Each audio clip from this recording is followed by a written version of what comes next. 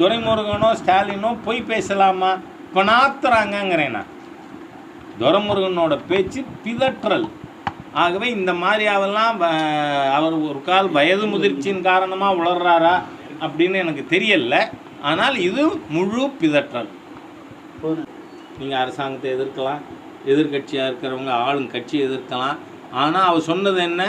இந்த தேசத்தை ஐ fight Indian state அப்படி சொன்ன தேச துரோகி ராகுல் காந்தி. அதனால் அந்த ராகுல் காந்தி சொன்ன தேச துரோகி சொன்னதை என்கிட்ட நீங்கள் கேட்க வேண்டாம். நன்றி. ஒரு முறை கனிமொழி அவர்கள் பேசும்போது சொன்னார், தமிழ்நாட்டில்தான் இந்தியாவிலேயே இளம் விதவைகள் இருக்காங்க, அதுக்கு காரணம் சாராய கடைகள். நாங்கள் வந்தவுடனே முதல் கையெழுத்து அதை மூடுவோம் முன்னீங்களா? சரி, நீட்டை ஒழிப்போன்னு சொன்னீங்களே ஒரே கையெழுத்தில், அந்த ரகசியம் எனக்கு தான் தெரியும்னு ஒரு ஆள் உளறிண்டே இருந்தார். இப்போ ஆளக்கான் யார்? உதயநிதி ஸ்டாலினா? ஆளே எங்கே இருக்குன்னு 10 நாள் அவர் பேர் கேள்விப்பட்டிருக்கீங்களா? இல்லை. அவர் இந்த இதுக்கான ரகசியம் நீட்டுக்கு நீக்கிறதுக்கு ரகசியம் எங்களுக்கு மட்டும் தெரியும்னார். பூரா பொய்யும் பித்தலாட்டமும். உங்களால் ஒன்றும் முடியாது. நீங்கள் எந்த விதமானது 2 மாதத்துக்கு ஒரு முறை இருக்கிற எலக்ட்ரிசிட்டி பில்லு மாதம் ஒரு முறை ஆக்குறேன்னு சொன்னீங்களே, ஆக்கினீங்களா?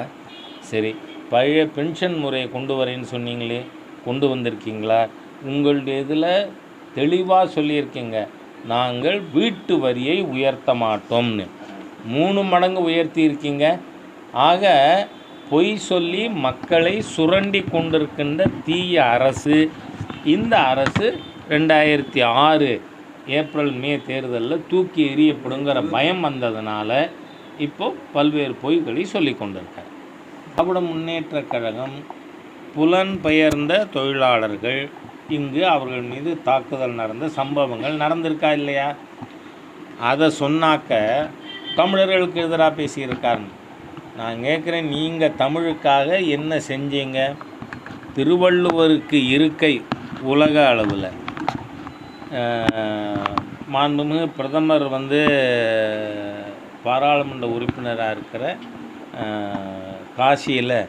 காசி சர்வகலாசாலையில் பாரதியாருக்கு இருக்கை. இந்த மாதிரியாக தமிழ் மொழிக்காக செயலாற்றி கொண்டிருக்கின்ற ஒரு பிரதமர் பற்றி கூச்சமே இல்லாமல் பொய் பரப்புகிற தீய செயலில் ஈடுபடுகின்ற முதல்வரின் செயல் வன்மையாக கண்டிக்கத்தக்கது. தமிழக முதலமைச்சரும் இந்தி கூட்டணி தலைவர்கள் அனைவரும் மக்கள் மத்தியிலே தவறான தகவல்களை பரப்புவதற்கு முயற்சி செய்கிறார்கள். இப்போது 2024க்கு அப்புறம் வாக்காளர் பட்டியல் அப்டேட் பண்ணப்படவில்லை.